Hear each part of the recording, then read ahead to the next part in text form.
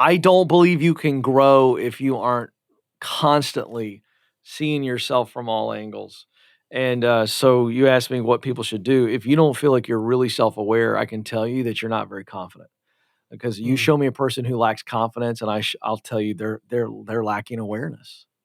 mm, And love it. awareness, clarity leads to confidence, and confidence leads to courageous living.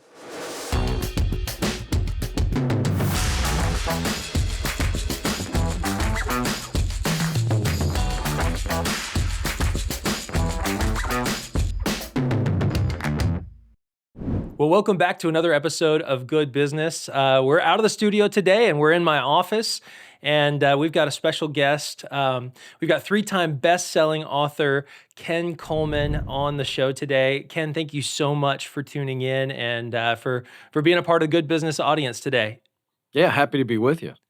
Awesome, awesome. Well, Ken, when you and I were chatting back and forth about the topic, about what we wanted to talk about, because the concept of good business, I mean, we want to run a good, healthy business, not just for the purpose of profit, not just for the purpose of cash flow, but we want to be making an impact in the world, Mhm. and we want to be impacting our employees, our contractors, our clients, and so the reason why I wanted you on board is because honestly, your topic of bad bosses. I mean, it happens all the time. Everyone's got their own horror story.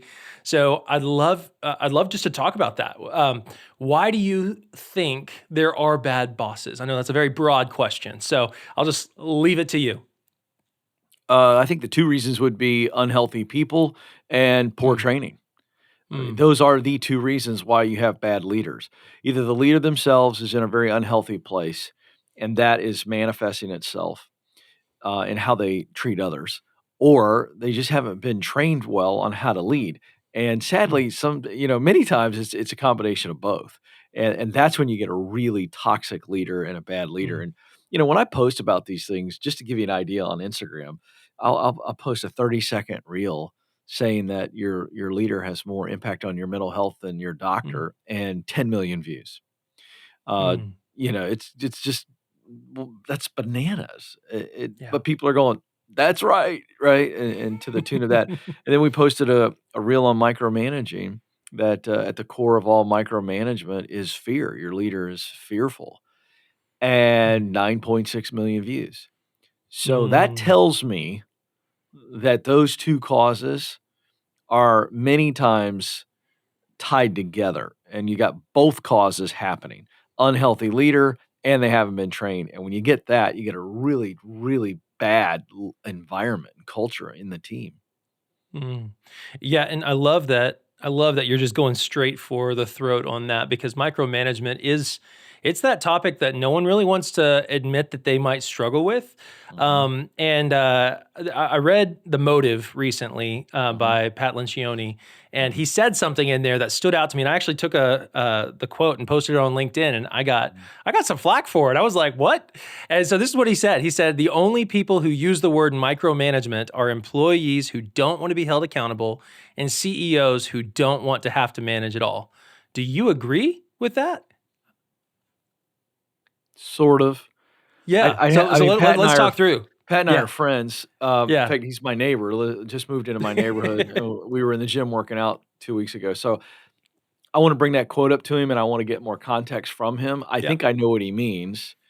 And so when I say sort of, I do agree with what he's saying to a degree. If he's saying that people that gripe about micromanagement are people that are just, don't wanna deal with accountability.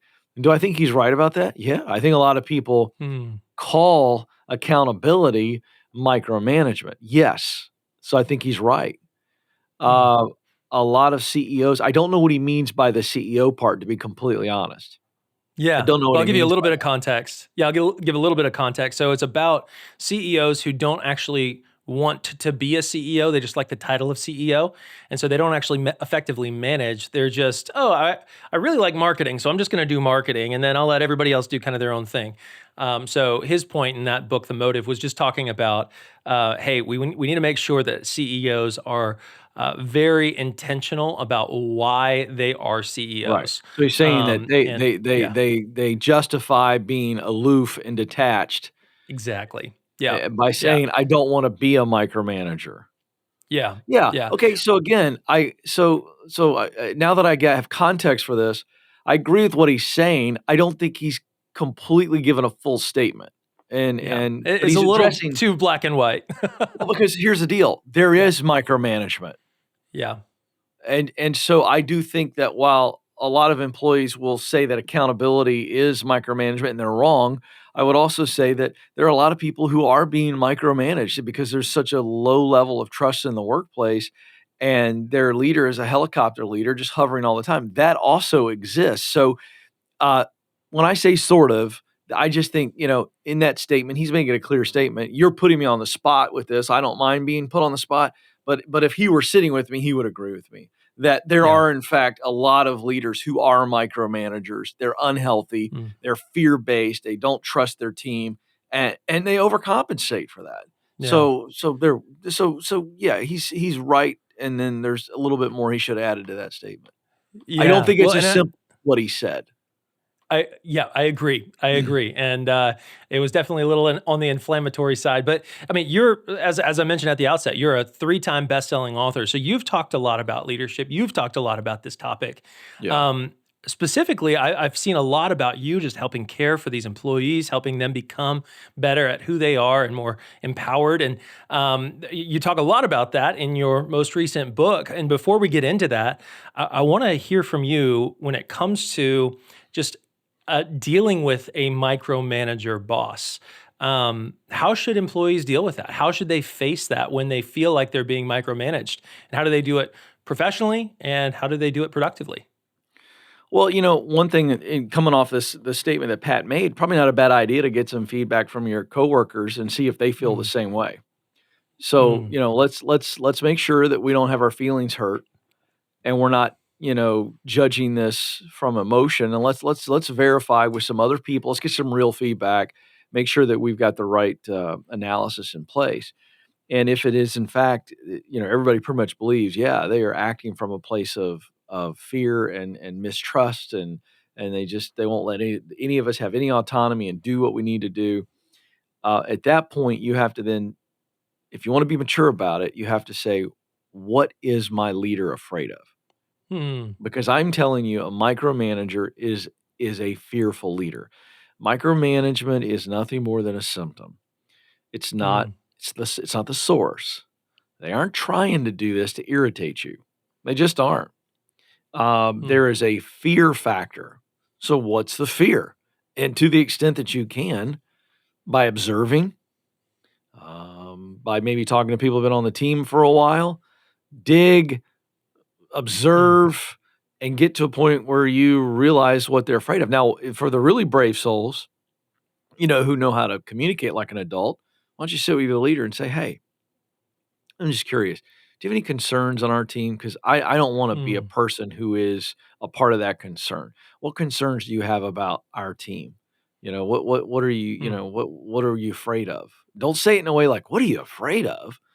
Just kind of put it out there like, hey, I'm just curious because I want to get better. I want to be a positive part of the team. Do you have concerns about us, things that maybe we aren't delivering high trust in our performance? You really would shock them with that question, and hopefully they would tell you, because the way that mm, that question is posed, they aren't on the defensive. It's kind of a, "Hey, you're telling us what your concerns are. Sure, I'll tell you. You asked me? Yeah, I don't think you guys can deliver this, this, and this." mm, And just getting that answer alone would reveal a lot of what they're afraid of. But mm, understand they're afraid of if they're afraid of something. And so if you can treat them like a human and not a robot and go, they're a real person that has fears and insecurities and doubts just like I do. So let me see what's going on there. And to the extent that I, as a team member, and maybe I can influence my other team members by going, hey, I got a hunch. I think the reason why Fred is this way is because of this. And I think that mm. collectively, if we can address his fear, uh, by doing this, this is solution oriented, not gossip, not complaining. This is Yeah. solution. then I think that, it'll get better. And I think Fred's a Mm, good person. I really do. I think he's been burned before, or he's been taught by example how to lead this way, and I think if we do this, it'll get better. That's a mature response. That's mm, leading up. Another way is to try to support the leader a little bit better, you know? Do some things that might ease their fear, come alongside of them and support them. The other thing is just say, "You know what? Some of this is just a nuisance. It's not mm, detrimental unless I let it be detrimental." In other mm, words, how do you deal with difficult people in your family? So here's what I know. So let's take Fred, the micromanaging leader, and let's turn him into Uncle Fred, the obnoxious uncle who we only see once a year, and it's around the holidays. Now, Uncle Fred, he pisses everybody off. He makes people a little on edge. He wants to talk politics, one particular type. He wants to judge everybody. He says things that are offensive, whatever. Uncle Fred is difficult and no one really wants to be around him. However, he's family, so we feel like we have to be around him. So, what do we do with family members that are difficult that we have to be around, but we don't want to be around? We mm. somehow rise above, don't we? We really Yeah. do. We put up some type of emotional boundary. Maybe sometimes it's a physical boundary. We kinda try to avoid them.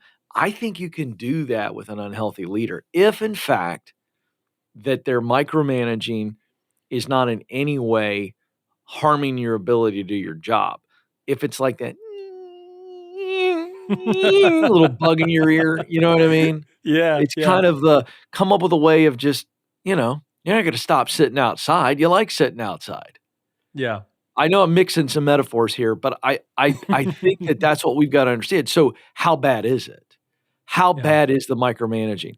If it's a nuisance, one of the ways to deal with it is just don't give it any oxygen and rise above it. yeah. Yeah. Well, and I mean, that's the biggest issue that I've seen when I work with a lot of different businesses, and when I step in, and I'm sure you've seen this as well, you can tell pretty much immediately, like the lights are on and there's toxicity in the culture. And Oh, it's yeah. typically tied to the lack of addressing that leadership problem, that That's right. fear. And so I love everything that you're saying. I think that's so valuable. So I guess just the opposite side of that is, let's just say that Fred um, is addressed, and he's like, "Hey, guys, this is what's happening. I mean, I don't care if you're trying to address my fears or whatever. I just need you to do this, this, this, and this." Um, there's two ways that that could go, right? It could go, he's humble and he responds positively, or Mhm. he's arrogant and he doesn't. So what should that response dictate for that employee and how they should respond to that? Well, if he responds positively, we pour gas on the fire, and let's Yeah. rinse and repeat and learn that we can actually lead up. And I think a Yeah. lot of people listening to this are a little bit cynical about that, and I get that. But my gosh, it's worth a try. Hmm. I mean, for those the cynics out there that are going, "Ken, that's pretty altruistic." I don't know, man. Give it a Yeah. shot, because Yeah. if it What's the doesn't worst work, thing that could happen? you're at the same exact spot that you're about to be Yeah. when I tell you, "What do you do?" and they just simply don't respond to it. It's time for you to move on. Yeah. So you're gonna so why not try? Why not try to redeem and restore a situation? Because humans are redeemable, humans are restorable, humans Yeah. can get healthy. And again, many times bad leaders just happen to be good people. Hmm. But it's hard to separate that when you work for them and the results of their bad leadership have a detrimental effect on you. And you can Yeah. get to a point where you go, "I don't wanna be around this creep." But in all Yeah. honesty, if you hung out with them at a picnic, they might be a completely different person, you know? Yeah. So so the answer is, pour gas on the fire if it's working, and if it doesn't work, know that you've done everything you can, and your time is somewhat short because it's not Yeah. gonna do you any good to stay in a situation like that. What should employees do if they're like, yeah, they didn't handle it well? I mean, should there be patience in that? I mean, maybe. obviously, I'm sure Fred would Sure, appreciate the patience, but sure, I mean, when do they sure. know it's time to leave? When I think that they can no longer, manage the poor leadership, and its Yeah. effects on themselves, I Mm, think you could be very resilient. I think you can go, "All right, listen," because this is a nuanced answer. Let's say mm, a person is under a leader like you're describing in this situation, and they're on a rung of a ladder that they aren't gonna be on long anyway, assuming things continue to progress and they're in a growth pattern, and, you can outgrow that leader, and so if there's an mm, opportunity by staying and putting up with Fred's crap and learning how to just be an adult and deal with unfortunate crap in your life, because that's what we all have to deal with on some level, yeah, then you can, grow past them and go, all right, I think I'm going to get an opportunity to jump to this thing in this current company, but I got to be a good soldier and I got to put up with Fred's crap and do my best to lead my teammates and support everybody else and do the best I can. And 6 to 12 months from now, hey, Fred, man, sorry to leave the team, bro. It's been great, yeah, but I'm moving over here, yeah, or I'm going to another position outside the company. So you've always got to be thinking about the long term before we make a decision about the short term. That's yeah. me. I'm a guy that has unbelievable will. Mm. Unbelievable. And I know that sounds like I'm complimenting myself. I'm not. I'm Is just that telling called you, stubborn? no, no, it's not. Okay, all right. No. I mean, I can will myself to endure Oh, gotcha. suffering. I can Perseverance. I can will myself to be resilient and persevere if Mm, I have a very clear picture of the future. mm, Now, if you take the future away from me and I only focus on the short term, I can be a flake just like anybody else. But mm, since I was a young man, and my mom and dad told me this, and I've seen this pattern in my life, I've always had a long view. I'm always mm, thinking 10 to 15 years ahead. And I will tell you that I'm wired that way. So that's why I'm not complimenting myself. That's just how I'm wired. And I've learned to develop that thinking. And that is a wonderful uh, ingredient mm. for being resilient. So you've got to Yeah. say, I if I just focus on what Fred does every day, I want to punch the guy in the throat and I want to leave, right? I want to clean my desk out and take my box and go. But if where I am is the best situation for me in the long term, and I know I'm not gonna have to put up with Fred forever, then I can rise above that, Yeah. and, and it's very doable.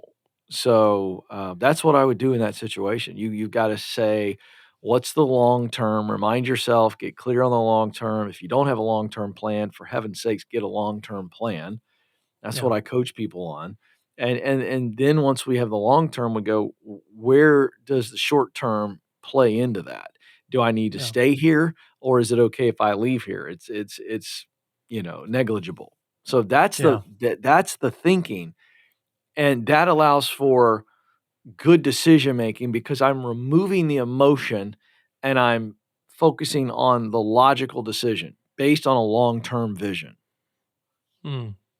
That's gold. That's gold, Ken. So let's flip the script a little bit. Let's just say, from the perspective of Fred, and just a shout out to all the Freds I know.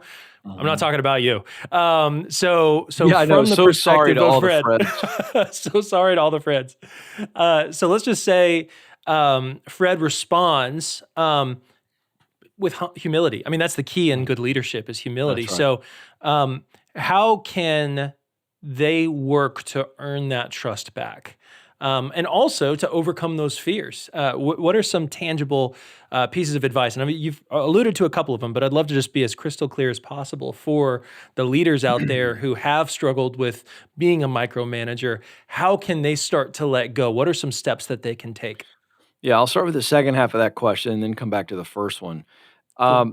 Because you've gotta figure out what you're actually afraid of. The leader has got Yeah. to get really honest with themselves, and to the extent that they can't see some things, they've got some people, in their life that can share it, and then, the anonymous review from your team is a great step in the right direction. But you Hmm. can't lean wholly on that because I just find most people, even though if it were an anonymous survey, they're just afraid to say it Yeah. because they've been burned by unhealthy leaders. So the leaders got to be really responsible here and go, I feel like I am dealing with some fear, and so I need to Mm, figure out what I'm afraid of. Am I mm, afraid of not having control? Am I afraid of my own failure and limitations?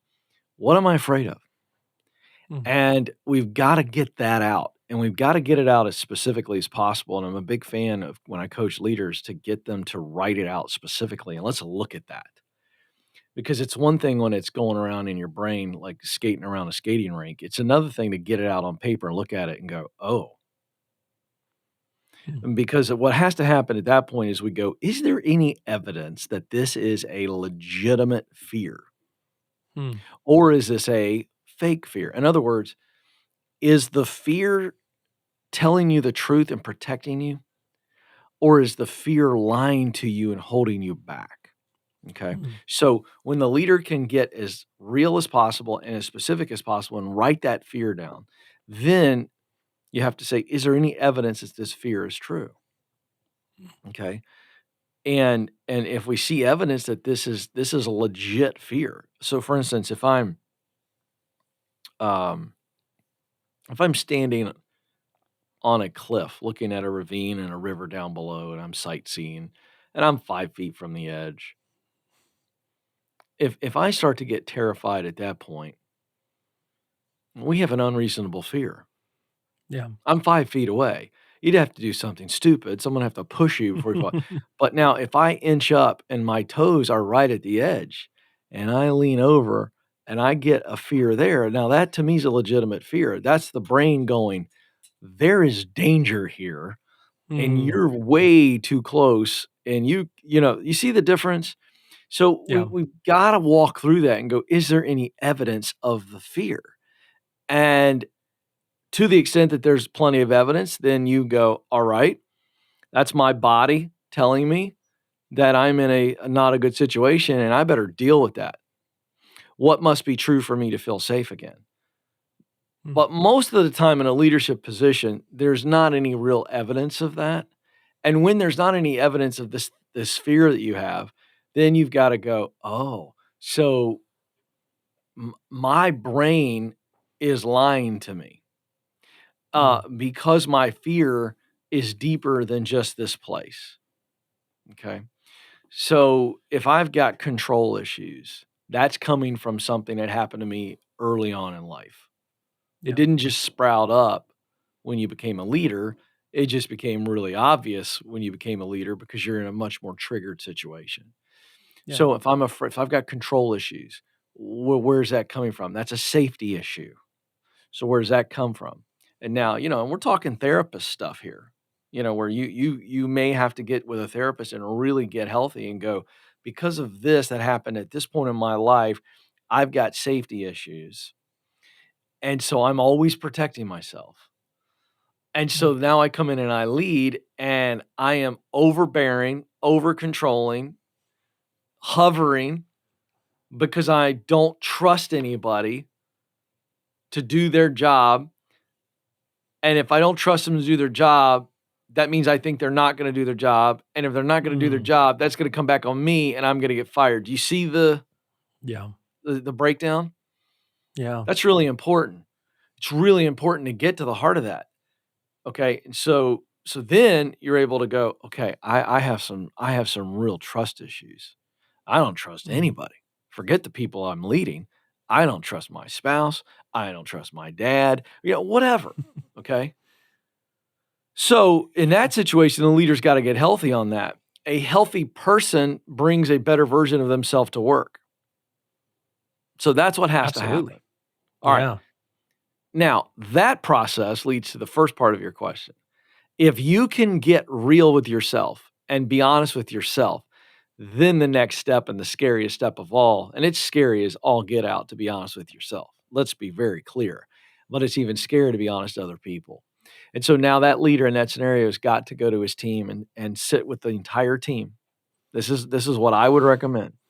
And you said, how do you build trust and get everybody else's trust? Well, um, you have to trust them in order for them to trust you.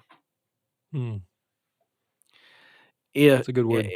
you just do. So, one of the things that go a long way is to sit down with the team and go, "Hey, I've been doing some work on myself, some introspective work, and here's what I've come up with."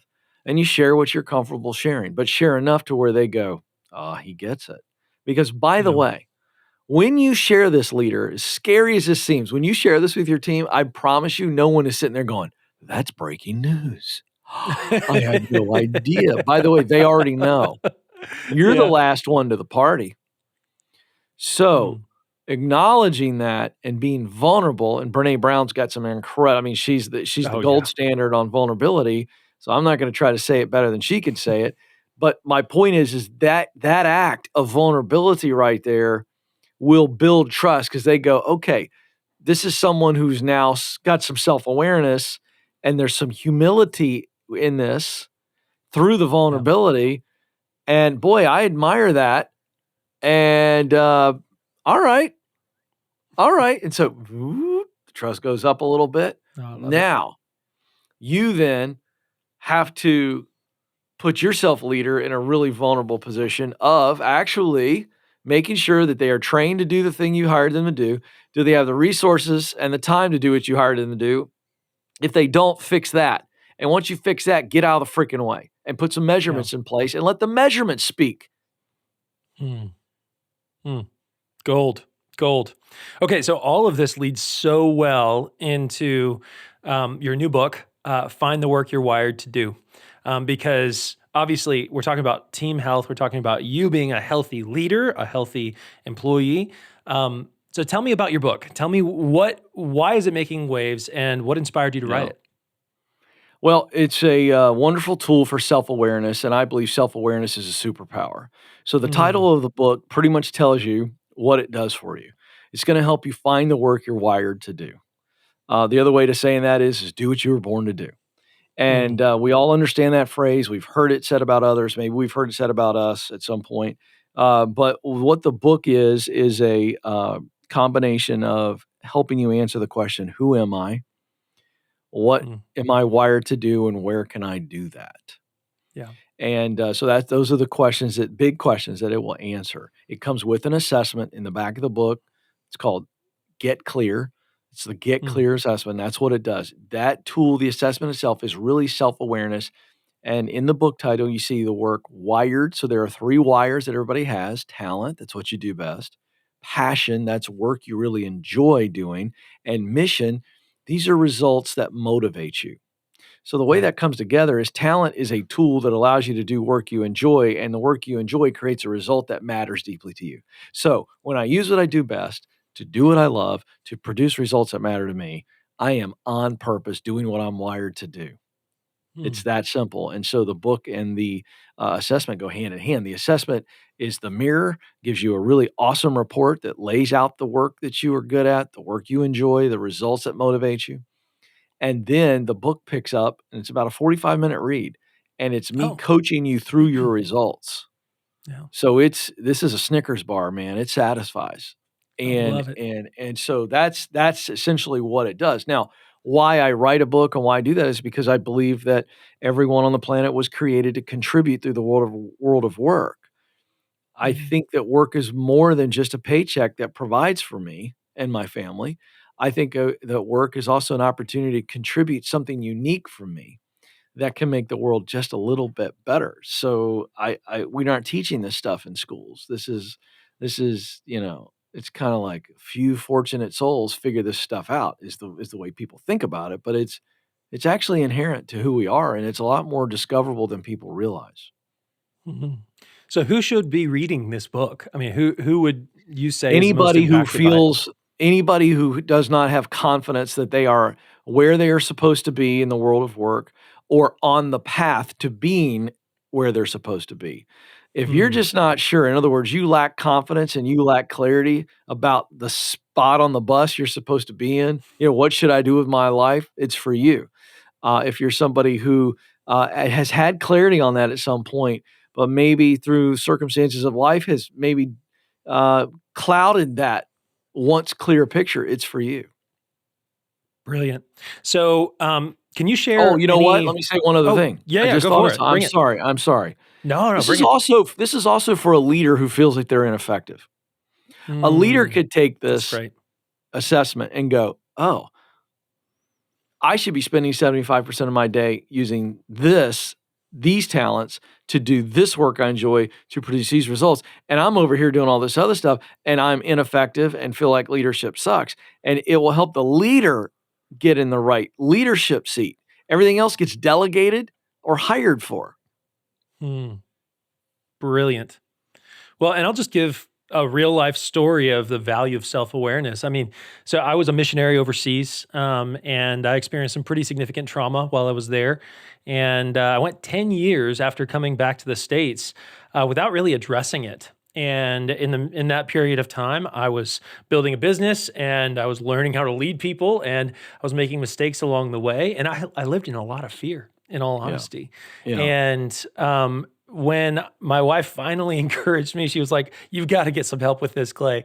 I went and got help from a therapist, and I was able to be vulnerable with my team and say, "Hey guys, I'm really sorry. This is how I've been acting because this is the state of mind I've been in," Mm, and and the company has done so much better. I've been so much happier, and I feel like my relationships with the team has mm. been deeper because of that. So Good for you. I completely agree with everything that you're saying because I've seen it take Mm. root, and so I'm so glad that you've written this book, and can't wait to share it with everybody else. So, with that in mind, how can they read it? How can they get access to it? And what do you encourage them to do? Yeah, you can get it at kencoleman.com. You can get it wherever books are sold, Amazon, the whole nine. In fact, Amazon right now has got it discounted to 32% off. My goodness, Oh, Amazon's brilliant! killing me. Love it. Um, but they discount books when they're moving like that. And so it's doing well, and you can buy it wherever books are sold. And again, kencoleman.com. You can get it in the store there as well. But I would say um, everybody needs to consistently be in a place of self-awareness. Hmm. Life Hmm. is just a whole lot better and, Yeah. dare I say, a little bit easier, even when it's hard, when you've Yeah. got some self-awareness. Hmm. To me, um, I'll tell you this. My wife said this to me. She's such a treat. I love her. She's so funny. She, uh, she's been doing some training for coaching. She's gonna be coaching moms, and it's gonna be great, and she's gonna bless so many women, but, she's going through all this training and everything, and she said to me she finished it all, then she's doing all this prep work, and she goes, "I gotta tell you something." She goes, "I always thought you were a little bit too consumed with yourself," and I just started laughing, I'm like, "Good grief, this is gonna be rough," and she goes, "No, I don't mean," she goes, "I don't mean like that, like a narcissist." She goes, "You you always are digging into you, why you tick the Hmm. way you tick, why Hmm. you've got weaknesses, where you're strong." And she goes, "I always thought it was just a little bit too interested in yourself." And she goes, "I now realize why you do that." And she Hmm. goes, "I get it. And I see how it's allowed you to grow." So again, I'm Hmm. not patting myself on the back here. I'm just saying that It works. I don't believe you can grow if you aren't constantly seeing yourself from all angles. And so you asked me what people should do. If you don't feel like you're really self-aware, I can tell you that you're not very confident. Because you Hmm. show me a person who lacks confidence, and I'll tell you they're lacking awareness. Hmm. And Love it. awareness, clarity leads to confidence, and confidence leads to courageous living. Hmm. Absolutely. And I love that connection of clarity to courageous living. I've always heard the phrase "clarity is kindness," and I mean, Mm, why would you be um, unkind to yourself? I mean, there's no point in living like that. I mean, God created you for a purpose, yeah, and you should live it out to the fullest. So, yeah, I agree. Ken, thank you so Yeah, much for thank you. taking the time to join the Good Business audience and me today. It's been a huge, huge blessing and pleasure, and I can't wait to share this with the world. So, with that being said, Ken, is there anything else you'd like to share with everyone who's tuning in today? That's it. That was all I had. That's my best shot I gave Awesome. you. All right. Hey, we'll take it. I love it. Well, everyone, thank you so much for tuning in today. If you liked this podcast or if you were impacted in it, but in any way, I would encourage you to hit that subscribe button, like it, share it with a friend, give us a 5-star review if you thought it was worth it on Apple Podcasts, and absolutely go check out Ken's stuff, kencoleman.com. And I can't wait to see you again, Ken, in 2025 at the EntreLeadership Summit in Colorado. It's going to be a fantastic time. And guys, if y'all don't have your tickets for EntreLeadership Summit, you better be there. That's all I got to say. It is 100% worth it. And I hope to see you in the VIP crowd. So, Ken, thank you so much, and have a blessed day, everybody.